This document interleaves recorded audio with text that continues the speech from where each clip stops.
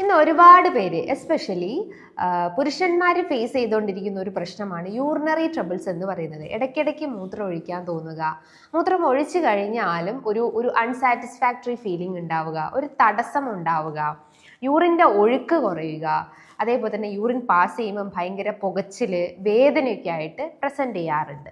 അപ്പോൾ നമുക്ക് ഇന്നത്തെ വീഡിയോയിലൂടെ ഈ ഒരു ലക്ഷണങ്ങൾ എന്താണ് സൂചിപ്പിക്കുന്നത് അല്ലെങ്കിൽ ഏത് അസുഖത്തിനെയാണ് സൂചിപ്പിക്കുന്നതെന്ന് ഇന്നത്തെ വീഡിയോയിലൂടെ നമുക്കൊന്ന് ഡിസ്കസ് ചെയ്യാം. ഹായ്, ഞാൻ doctor Juhi Das, QNB health കെയറിലെ ഹോമിയോപ്പതിക് ഫിസിഷ്യനാണ്.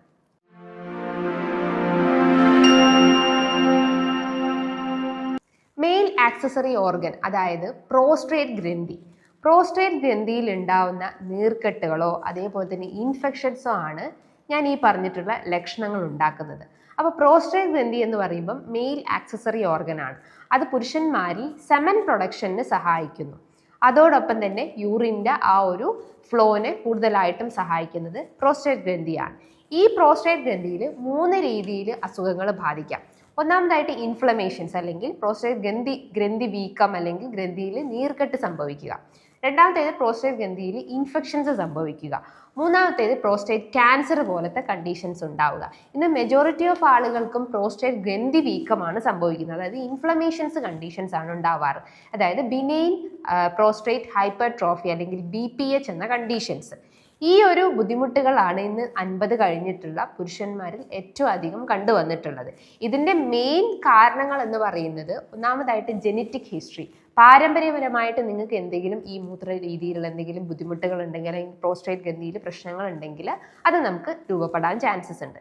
രണ്ടാമത്തേത് നിങ്ങൾ എന്തെങ്കിലും അഡിക്ഷൻസ് ഉണ്ടെങ്കിൽ, ലൈക്ക് ആൽക്കഹോൾ അഡിക്ഷൻസോ സ്മോക്കിങ്ങോ അങ്ങനെ എന്തെങ്കിലും ദുശീലങ്ങളൊക്കെ ഉണ്ടെങ്കിൽ ഈ പ്രോസ്ട്രേറ്റ് ഗ്രന്ഥിയിലേക്കുള്ള സർക്കുലേഷൻസ് ബ്ലോക്കേജ് വരികയും അത് കൃത്യമായിട്ട് പ്രവർത്തിക്കാതെ വരികയും അതിൻ്റെ ഫങ്ഷൻസിൽ ഇംബാലൻസ് കാണിക്കുകയും അത് പിന്നീട് നീർക്കെട്ടായിട്ട് രൂപപ്പെടാവുന്നതാണ്. മൂന്നാമത്തേത് നിങ്ങളുടെ ലൈഫ് സ്റ്റൈൽ ചേഞ്ചസ്, അതായത് ഭക്ഷണ രീതിയിൽ ഉണ്ടാകുന്ന മാറ്റങ്ങളും വ്യായാമമില്ലാത്ത അവസ്ഥയും അമിതവണ്ണത്തിൻ്റെ പ്രശ്നങ്ങളൊക്കെ ഉണ്ടെങ്കിലും നമുക്ക് അസോസിയേറ്റ് ചെയ്തിട്ട് ഈ പറഞ്ഞിട്ടുള്ള ബുദ്ധിമുട്ടുകൾ ക്രിയേറ്റ് ചെയ്യാൻ ചാൻസസ് ഉണ്ട്. ഭക്ഷണ രീതികൾ നോക്കുമ്പോൾ നിങ്ങൾ അമിതമായിട്ട് റെഡ് മീറ്റ് കൺസ്യൂം ചെയ്യുക, പാൽ ഉൽപ്പന്നങ്ങൾ അമിതമായിട്ട് കൺസ്യൂം ചെയ്യുക, പ്രോസസ് ചെയ്തിട്ടുള്ള ഭക്ഷണങ്ങൾ, ജങ്ക് ഫുഡ്, ഫാസ്റ്റ് ഫുഡൊക്കെ അമിതമായിട്ട് കഴിച്ചുകൊണ്ടിരിക്കുന്ന ആളുകൾക്കാണ് ഈ പറഞ്ഞിട്ടുള്ള പ്രശ്നങ്ങൾ ഉണ്ടാവുന്നത്. ഇനി ഇതിൻ്റെ ലക്ഷണങ്ങൾ നോക്കുകയാണെങ്കിൽ ഒട്ടനവധി ലക്ഷണങ്ങളാണ് കാണിക്കാറ്. ഒന്നാമതായിട്ട് urinary troubles, like BPH conditions ഉള്ള ആളുകൾക്കാണെങ്കിൽ യൂറിനറി ട്രബിൾസ് ആണ് പ്രിഡോമിനൻ്റ് ആയിട്ടുള്ളത്.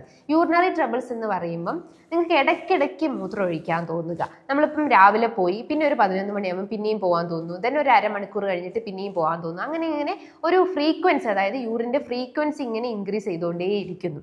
അതോടൊപ്പം തന്നെ പോയി കഴിഞ്ഞാലും ഇനിയും അതായത് ഒരു അൺസാറ്റിസ്ഫാക്ടറി ഫീലിംഗ് അല്ലെങ്കിൽ ഇനിയും പോകാനുള്ള ഒരു തോന്നൽ ഉണ്ടാവുക, അല്ലെങ്കിൽ യൂറിൻ അവിടെ ഇനിയും കെട്ടിക്കിടക്കുന്ന പോലെ തോന്നാറുണ്ട്. അതേപോലെ തന്നെ ഈ മൂത്രം പാസ് ചെയ്ത് പോകുമ്പോൾ ചില ആളുകൾക്ക് പുകച്ചിൽ അനുഭവപ്പെടാം അല്ലെങ്കിൽ വേദനയായിട്ട് രൂപപ്പെടാവുന്നതാണ്. ചിലർക്ക് മൂത്രം പോയി കഴിഞ്ഞാലും ആ ഒരു ലിംഗത്തിന്റെ അഗ്രഭാഗത്തായിട്ട് വേദനയും പുകച്ചിലും രൂപപ്പെടാവുന്നതാണ്. യൂറിൻ്റെ ഫ്ലോ നോക്കുമ്പോൾ വളരെ സ്ലോ അല്ലെങ്കിൽ നേർത്ത പോലെ യൂറിൻ പോകുന്നത് കാണാവുന്നതാണ്. ഭയങ്കര സ്ട്രോങ് ആയി പോയിക്കൊണ്ടിരിക്കുന്ന ഈ ഒരു യൂറിൻ്റെ ഒഴുക്ക് വളരെ സ്ലോ ആയിട്ട് കാണാവുന്നതാണ്. അതേപോലെ തന്നെ യൂറിനിൽ ഒബ്സ്ട്രക്ഷൻസ് കാണാവുന്നതാണ്, അതായത് സ്പ്ലിറ്റ് ആയിട്ട് യൂറിൻ പോവുക, മുറിഞ്ഞു പോലെയൊക്കെ യൂറിൻ പോകുന്നുണ്ടെങ്കിലും ഈ പറഞ്ഞിട്ടുള്ള പ്രോസ്ട്രേറ്റ് ഗ്രന്ഥിയിൽ നീർക്കെട്ടുണ്ടെന്ന് മനസ്സിലാക്കാവുന്നതാണ്. യൂറിനിലെ കളർ ചേഞ്ചസ് ഉണ്ടാവുക, എസ്പെഷ്യലി ഈ പത കാണുക അല്ലെങ്കിൽ ബ്ലഡ് വരിക, അതേപോലെ തന്നെ കൂടുതൽ ഡാർക്ക് കളേർഡ് ഒക്കെ ആവുന്നുണ്ടെങ്കിലും ഈ പറഞ്ഞിട്ടുള്ള പ്രോസ്ട്രേറ്റ് ഗ്രന്ഥിയിൽ ഇൻഫ്ലമേഷൻസിൻ്റെ ഒരു ലക്ഷണമാണ്. അതേപോലെ തന്നെ നിങ്ങൾക്ക് വൃക്ക സംബന്ധമായിട്ട് എന്തെങ്കിലും പ്രശ്നങ്ങൾ ഉണ്ടെങ്കിൽ, ലൈക്ക് നിങ്ങൾക്ക് ക്രിയാറ്റിനിൻ കൂടിയ കേസസ് അല്ലെങ്കിൽ റീനൽ ഫെയിലിയർ കണ്ടീഷൻസ്, ഹൈഡ്രോനെഫ്രോസിസ് അല്ലെങ്കിൽ മറ്റെന്തെങ്കിലും സിസ്റ്റൈറ്റിക് കണ്ടീഷൻസോ സ്റ്റോൺ റിലേറ്റഡ് കണ്ടീഷൻസോ ഒക്കെ ഉണ്ടെങ്കിലും നമുക്ക് യൂറിൻ പാസ് ചെയ്യുന്ന സമയത്ത് ഈ പറഞ്ഞിട്ടുള്ള ബ്ലഡ് ആയിട്ടും അതേപോലെ തന്നെ ഒരു ഡിസ്കളറേഷൻസോ അല്ലെങ്കിൽ പത പോലെയൊക്കെ കാണാവുന്നതാണ്. ഇതാണ് മെയിൻ ആയിട്ടും BPH കണ്ടീഷൻസ് അല്ലെങ്കിൽ ഇൻഫ്ലമേറ്ററി കണ്ടീഷൻസ് ഉള്ള പ്രോസ്ട്രേറ്റ് ഗ്രന്ഥിയിൽ സംഭവിക്കുന്ന ലക്ഷണങ്ങൾ എന്ന് പറയുന്നത്. ഇനി ഞാൻ പറഞ്ഞു ഇൻഫെക്ഷൻസ് വരാം, മൂത്രനാളിയിൽ ഇൻഫെക്ഷൻസ് ആയിട്ട് നമുക്ക് രൂപപ്പെടാവുന്നതാണ്. അത് വരുമ്പോൾ നമുക്ക് കുറച്ചുകൂടി സിവിയർ സിംറ്റംസ് കാണിക്കും. പനി ഉണ്ടാവുന്നതാണ്. എസ്പെഷ്യലി രാത്രി കാലങ്ങളിൽ വിറയലോട് കൂടിയിട്ടുള്ള പനി അനുഭവപ്പെടാവുന്നതാണ്. ബാക്ക് പെയിൻ, അതിശക്തമായിട്ടുള്ള നടുവേദന രൂപപ്പെടാവുന്നതാണ്. അതേപോലെ തന്നെ യൂറിൻ പാസ് ചെയ്യുമ്പം ഇടയ്ക്കിടയ്ക്ക് പുകച്ചിലും വേദനയും അതേപോലെ തന്നെ ഒരു ഒബ്സ്ട്രക്ഷൻസ് ഒക്കെ അനുഭവിക്കാവുന്നതാണ്. ഇനി നിങ്ങൾക്ക് ഈ ഒരു പ്രോസ്റ്റേറ്റ് ക്യാൻസറിന്റെ കണ്ടീഷൻസ് ആണെങ്കിൽ നോട്ട് ചെയ്യേണ്ട ലക്ഷണങ്ങൾ എന്ന് പറയുന്നത് വിശപ്പ് കുറയുക, വെയിറ്റ് കുറഞ്ഞു പോവുക, നടുവേദനയുടെ പ്രശ്നങ്ങൾ ഉണ്ടാവുക, യൂറിൻ സിംറ്റംസ് ഇങ്ങനെ വിട്ടുമാറാതെ നിങ്ങൾ അലട്ടിക്കൊണ്ടിരിക്കുന്നുണ്ടെങ്കിൽ നിങ്ങൾക്ക് ഈ പറഞ്ഞിട്ടുള്ള പ്രോസ്റ്റേറ്റ് ഗ്രന്ഥിയിൽ ഒരു ക്യാൻസറസ് ഗ്രോത്ത് ഉണ്ടെന്ന് മനസ്സിലാക്കാവുന്നതാണ്. അത് നിങ്ങൾക്ക് വേണമെങ്കിൽ ഒരു ടെസ്റ്റ് ചെയ്തിട്ടും നിങ്ങൾക്ക് അറിയാവുന്നതാണ്. ഒരു പ്രോസ്റ്റേറ്റ് സ്പെസിഫിക് ആന്റിജൻ ടെസ്റ്റ് ചെയ്ത് കഴിഞ്ഞാൽ എന്തെങ്കിലും ഒരു ക്യാൻസർ ടെൻഡൻസി ഉണ്ടോ എന്ന് അറിയാൻ പറ്റുന്നതാണ്. പക്ഷേ ഇന്ന് മെജോറിറ്റി ഓഫ് സ്റ്റഡീസിലും പറയുന്നത് 90% നമുക്ക് ഈ ഒരു പ്രോസ്റ്റേറ്റ് ഗ്രന്ഥിയിലെ ക്യാൻസറസ് എന്ന് പറയുന്നത് അതൊരു നോൺ ക്യാൻസറസ് അല്ലെങ്കിൽ ബിനൈൻ കണ്ടീഷൻസ് മാത്രമാണ്. ഒരു 10% മാത്രമേ അതൊരു മാലിഗ്നന്റ് സ്റ്റേജിലോട്ട് പോകുന്നുള്ളൂ. ഇനി ഈ ഒരു ബുദ്ധിമുട്ടുകളെ നമുക്ക് എങ്ങനെ ഐഡന്റിഫൈ ചെയ്യാം അല്ലെങ്കിൽ എങ്ങനെ തിരിച്ചറിയാം എന്ന് നോക്കാം. ആദ്യം തന്നെ നിങ്ങൾക്ക് ഈ ലക്ഷണങ്ങളൊക്കെ കാണുന്നുണ്ടെങ്കിൽ നിങ്ങൾ ജസ്റ്റ് ഒരു ഇനീഷ്യലി തന്നെ ഒരു യൂറിൻ അനാലിസിസ് അല്ലെങ്കിൽ യൂറിൻ റൂട്ടീൻ എക്സാമിനേഷൻസ് ചെയ്യുക. സെൽഫായിട്ട് നിങ്ങളെ യൂറിൻ ഒന്ന് ടെസ്റ്റ് ചെയ്യാൻ ശ്രമിക്കുക. അതിൽ pus cells, bacteria, epithelial cells, RBC, അപ്പോൾ അതിൻ്റെയൊക്കെ വേരിയേഷൻസ് നോക്കിയിട്ട് നമുക്ക് മൂത്രനാളിയിൽ ഇൻഫെക്ഷൻസ് ആണോ അല്ലെങ്കിൽ മറ്റെന്തെങ്കിലും കണ്ടീഷൻസ് ഉണ്ടോ എന്ന് യൂറിൻ അനാലിസിസിലൂടെ മനസ്സിലാക്കാവുന്നതാണ്. ഇനി നിങ്ങൾക്ക് മറ്റെന്തെങ്കിലും ലൈക്ക് എന്തെങ്കിലും ഓർഗൻ ഡിസീസസ് ഒക്കെ ഉണ്ടെങ്കിൽ ജസ്റ്റ് ഒരു റീനൽ ഫംഗ്ഷൻ ടെസ്റ്റ് ചെയ്യാവുന്നതാണ്. ഒരു ബ്ലഡ് ടെസ്റ്റ് ആയിട്ടുള്ള RFT ചെയ്യാവുന്നതാണ്. അതിൽ നിങ്ങൾക്ക് serum creatine level, serum uric acid level, ഈ പറഞ്ഞിട്ടുള്ള വാല്യൂസിൽ എന്തെങ്കിലും വേരിയേഷൻസ് ഒക്കെ ഉണ്ടെങ്കിൽ വൃക്ക സംബന്ധമായിട്ടുള്ള പ്രശ്നങ്ങൾ ഉണ്ടെന്ന് മനസ്സിലാക്കാവുന്നതാണ്. ഇനി നിങ്ങൾക്ക് PSA prostate specific antigen test ചെയ്യാവുന്നതാണ്. നോർമൽ വാല്യൂ നോക്കുമ്പോൾ 0.5 മുതൽ 5.5 വരെയാണ് നോർമൽ വാല്യൂസ് ഉള്ളത്. എന്നാൽ ഒരു ഇൻഫ്ലമേറ്ററി കണ്ടീഷൻസോ അല്ലെങ്കിൽ ഇൻഫെക്ഷൻ കണ്ടീഷൻസോ ഒക്കെ ഉള്ള കേസസിൽ ഈ PSA റേസ്ഡ് ആവാനുള്ള ചാൻസസ് ഉണ്ട്. ഇനി നിങ്ങൾക്ക് ഒരു സ്കാനിങ് ചെയ്ത് കഴിഞ്ഞാൽ, ജസ്റ്റ് ഒരു അബ്ഡോമിനൽ സ്കാനിങ് എടുത്തു കഴിഞ്ഞാൽ പ്രോസ്റ്റേറ്റ് ഗ്രന്ഥിന്റെ ഏത് ഗ്രേഡാണ്, എത്രത്തോളം ഇൻഫ്ലെയിംഡ് ആയിട്ടാണ് എന്ന് മനസ്സിലാക്കാവുന്നതാണ്.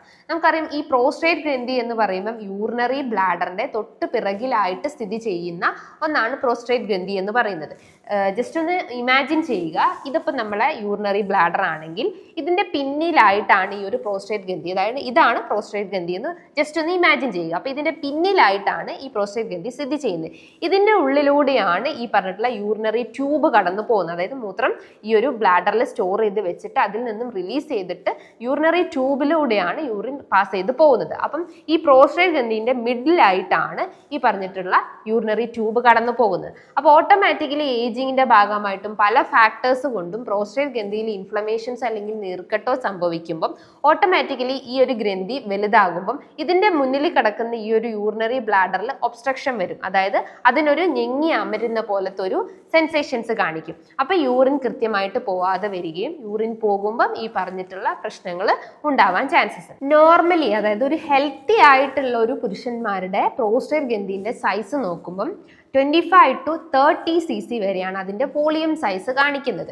ഇൻഫ്ലെയിംഡ് കണ്ടീഷൻസ് എന്ന് പറയുമ്പോൾ 30 cc അബവ് അല്ലെങ്കിൽ 35 cc അബവ് ഒക്കെ ആയിരിക്കും നമുക്ക് ഇൻഫ്ലെയിംഡ് ആയിട്ട് കാണപ്പെടുന്നത്. ജസ്റ്റ് നമ്മൾ സ്കാനിങ് എടുത്ത് നോക്കിക്കഴിഞ്ഞാൽ അതിൽ ജസ്റ്റ് പ്രോസ്ട്രേറ്റിന്റെ നേരെ എഴുതിയിട്ടുണ്ടാവും എൻലാർജ്ഡ് വിത്ത് ഇത്ര വോളിയം അല്ലെങ്കിൽ ഇത്ര സൈസ്ഡ് എൻലാർജ്ഡ് ആയിട്ടുണ്ടെന്ന് മനസ്സിലാക്കാവുന്നതാണ്.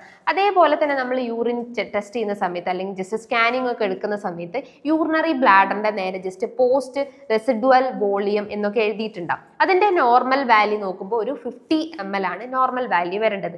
എന്നാൽ ഈ പറഞ്ഞിട്ടുള്ള ഇൻഫെക്ഷൻസോ ഇൻഫ്ലമേഷൻസോ ഉള്ള സമയത്ത് യൂറിൻ കൃത്യമായിട്ട് പോകാതെ വരികയും യൂറിനറി ബ്ലാഡറിൽ ഇങ്ങനെ യൂറിൻ കെട്ടിക്കിടക്കുകയും അത് ഇൻഫെക്ഷൻസും ഇൻഫ്ലമേഷൻസിലേക്കും ലീഡ് ചെയ്യുന്നുണ്ട്. അപ്പോൾ ഒരു 50 ml കൂടുതലായിട്ടും യൂറിൻ നിങ്ങളുടെ ആ ഒരു യൂറിനറി ബ്ലാഡറിൽ കെട്ടിക്കിടക്കുന്നുണ്ടെങ്കിൽ ഒരു ടൈപ്പ് ഓഫ് ഇൻഫെക്ഷൻസോ ഇൻഫ്ലമേഷൻസ് ആണെന്ന് മനസ്സിലാക്കാവുന്നതാണ്. സോ ഇതൊക്കെയാണ് നിങ്ങൾ ചെയ്യേണ്ട ബേസിക് ടെസ്റ്റുകൾ എന്ന് പറയുന്നത്. അതായത് യൂറിൻ ടെസ്റ്റുകളും അതേപോലെ തന്നെ ബ്ലഡ് ടെസ്റ്റും സ്കാനിങ്ങും ചെയ്യാൻ ശ്രമിക്കുക. ഇനി ഈ ഒരു ഇൻഫ്ലമേഷൻസ് അല്ലെങ്കിൽ ഇൻഫെക്ഷൻസിനെ മറികടക്കാൻ വേണ്ടിയിട്ട് അല്ലെങ്കിൽ അതിൻ്റെ ആ ഒരു ഇൻറ്റൻസിറ്റി കുറയ്ക്കാൻ വേണ്ടിയിട്ട് നമ്മൾ ഭക്ഷണ രീതികൾ കുറേയൊക്കെ ഫോളോ ചെയ്യേണ്ടതുണ്ട്. ഒരു പരിധിവരെ നമ്മളെ ഭക്ഷണത്തിലൂടെ നമ്മൾ കൺട്രോൾ ചെയ്ത് കഴിഞ്ഞാൽ തന്നെ ഈ ഒരു ഇൻഫ്ലമേഷൻസ് കുറച്ചെടുക്കാവുന്നതാണ്. അതിന് നിങ്ങളുടെ ഭക്ഷണത്തിൽ അത്യാവശ്യം സീഡ്സ് കഴിക്കുക. പംകിൻ സീഡ്സ് അതേപോലെ തന്നെ സെസേം സീഡ്സ് ഒക്കെ നല്ലപോലെ ഉൾപ്പെടുത്താൻ ശ്രമിക്കുക. സെസൈം സീഡ്സ് എന്ന് പറയുമ്പോൾ എള്ള് അത്യാവശ്യം സിങ്കിന്റെ പ്രോപ്പർട്ടി ധാരാളം ഉള്ളത് കൊണ്ട് തന്നെ നീർക്കെട്ടുകളും ഇൻഫ്ലമേഷൻസും കുറച്ചെടുക്കാവുന്നതാണ്. പംകിൻ സീഡ്സ് ആയാലും അത്യാവശ്യം ഫൈബേഴ്സും പ്രോട്ടീൻസും ഇതിൽ അടങ്ങിയിട്ടുണ്ട്. ഇത് ശരീരത്തിൽ ഉണ്ടാവുന്ന ഇൻഫ്ലമേഷൻസ് കുറച്ചെടുക്കുന്നതാണ്.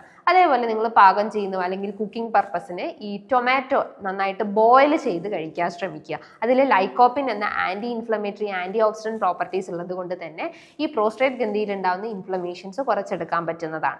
അതേപോലെ നിങ്ങൾ ഭക്ഷണത്തിൽ നിന്നും റെഡ് മീറ്റ്, ഈ പോർക്ക്, ബീഫ്, മട്ടൺ പോലത്തെ അത്തരം മീറ്റ് ഐറ്റംസ് പരമാവധി കുറയ്ക്കുക. ഡയറി പ്രൊഡക്ട്സ് എസ്പെഷ്യലി ഈ ബട്ടർ, ചീസ്, ഗീ ഇത്തരം ഡയറി പ്രൊഡക്ട്സ് ഒക്കെ പരമാവധി കുറയ്ക്കുക. എന്നാൽ നിങ്ങൾക്ക് യോഗർട്ട്, തൈര്, മോരൊക്കെ അത്യാവശ്യം ഉൾപ്പെടുത്താവുന്നതാണ്. കൂടുതൽ ഈ പറഞ്ഞിട്ടുള്ള ഡയറി പ്രൊഡക്ട്സ് ഒക്കെ ഉപയോഗിക്കുന്നുണ്ടെങ്കിൽ അതൊക്കെ അളവൊന്ന് കുറയ്ക്കാൻ ശ്രമിക്കുക. അതേപോലെ തന്നെ റിഫൈൻഡ് പ്രൊഡക്ട്സ് എസ്പെഷ്യലി പ്രോസസ് ചെയ്തിട്ടുള്ള ഭക്ഷണങ്ങൾ, ഈ ജങ്ക് ഫുഡ്, കൂടുതൽ ആട്ട, മൈദ, റവ പോലത്തെ ഭക്ഷണങ്ങളൊക്കെ കഴിക്കുന്നുണ്ടെങ്കിലും അതിൻ്റെ അളവ് പരമാവധി കുറച്ച് കൊണ്ടുവരാൻ ശ്രമിക്കുക. ഭക്ഷണത്തിൽ ഒലിവ് ഓയിൽസ് ഉൾപ്പെടുത്താൻ ശ്രമിക്കുക. വീറ്റ് പ്രൊഡക്ട്സ് അത്യാവശ്യം നല്ലപോലെ, അതായത് വീറ്റിൻ്റെ ആ ഒരു റിഫൈൻഡ് അല്ല അൺറിഫൈൻഡ് ഫോംസിലുള്ള പ്രൊഡക്ട്സ് യൂസ് ചെയ്യാൻ ശ്രമിക്കുക.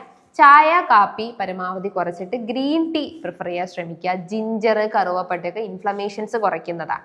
അപ്പോൾ ഇടനേരങ്ങളിൽ നിങ്ങൾക്ക് ചായക്ക് ജസ്റ്റ് ഒന്ന് ജിഞ്ചറോ അല്ലെങ്കിൽ കറുവപ്പട്ടയൊക്കെ ആഡ് ചെയ്തിട്ട് ബ്ലാക്ക് ടീ ഒക്കെ പ്രിഫർ ചെയ്യാവുന്നതാണ്. അപ്പോൾ ഈ ഭക്ഷണ രീതികളൊക്കെ ഒന്ന് ഫോളോ ചെയ്ത് കഴിഞ്ഞാൽ ഒരു പരിധി വരെ നമുക്ക് ഈ ഒരു ഇൻഫെക്ഷൻസും ഇൻഫ്ലമേഷൻസും ഒക്കെ കുറച്ചെടുക്കാവുന്നതാണ്. നമ്മൾ രാത്രി 8 മണിക്ക് ശേഷം നമ്മൾ അമിതമായിട്ട് വെള്ളം കുടിക്കുന്ന ശീലങ്ങളൊക്കെ ഉണ്ടെങ്കിൽ അതിൻ്റെ അളവൊക്കെ ഒന്ന് പരമാവധി കുറയ്ക്കുക. വിത്തിൻ 8 o'clock ഉള്ളിൽ തന്നെ നമ്മൾ ഡിന്നർ അതേപോലെ തന്നെ വാട്ടർ ഇൻടേക്കും ബാലൻസ് ചെയ്ത് കൊണ്ടുപോകാൻ ശ്രമിക്കുക. അത്യാവശ്യം നല്ല രീതിയിൽ വർക്കൗട്ട് ചെയ്യാൻ ശ്രമിക്കുക. കീഗൽ എക്സസൈസ് ചെയ്യാൻ ശ്രമിക്കുക. അത് നമ്മുടെ പെൽവിക് ഫ്ലോർ മസിൽസിനെ കുറച്ചുകൂടി സ്ട്രെങ്തൻ ചെയ്യുന്നതും അതിനൊന്ന് ഉത്തേജിപ്പിക്കുന്ന രീതിയിലുള്ള വർക്കൗട്ടുകളാണ്. അത് നിങ്ങൾക്ക് ജസ്റ്റ് ഒന്ന് യൂട്യൂബിൽ സെർച്ച് ചെയ്ത് കഴിഞ്ഞാൽ അതിൻ്റെ ആ ഒരു ഡിസ്ക്രിപ്ഷൻസ് ഒക്കെ അതിൽ കാണാവുന്നതാണ്. അതേപോലെ തന്നെ നമ്മൾ യോഗ അങ്ങനത്തെ മെഡിറ്റേഷൻസ് ഒക്കെ ഫോളോ ചെയ്യുമ്പം ബട്ടർഫ്ലൈ പോസ് ഒക്കെ കൂടുതലായിട്ടും പ്രിഫർ ചെയ്യാൻ ശ്രമിക്കുക. അത് നമ്മുടെ ആ ഒരു പെൽവിക് ഫ്ലോർ മസിൽസിൻ്റെ ഇൻഫ്ലമേഷൻസ് ഒരു പരിധി വരെ കുറച്ചെടുക്കാൻ പറ്റുന്നതാണ്. അതേപോലെ തന്നെ മസിൽസിൻ്റെ ആ ഒരു സ്ട്രെങ്ത് കുറച്ചൊന്ന് ഇമ്പ്രൂവ് ചെയ്യാൻ സഹായിക്കുന്നതാണ്. സോ ഈ പറഞ്ഞിട്ടുള്ള ഡയറ്റും അതേപോലെ തന്നെ ഈ പറഞ്ഞിട്ടുള്ള ചെറിയ ചെറിയ വർക്കൗട്ട്സും ചെയ്തു കഴിഞ്ഞാൽ തന്നെ നമുക്കൊരു പരിധി വരെ ഈ പറഞ്ഞിട്ടുള്ള യൂറിനറി ട്രബിൾസ് കൺട്രോൾ ചെയ്യാൻ പറ്റുന്നതാണ്. ഇനി ഇതുമായി ബന്ധപ്പെട്ട് നിങ്ങൾക്ക് എന്തെങ്കിലും ഡൗട്ട്സ് ഒക്കെ ഉണ്ടെങ്കിൽ താഴെ കാണുന്ന നമ്പറിൽ കോൺടാക്ട് ചെയ്യാവുന്നതാണ്. നല്ലൊരു ഹെൽത്ത് ടോപ്പിക്കുമായി വീണ്ടും കാണാം.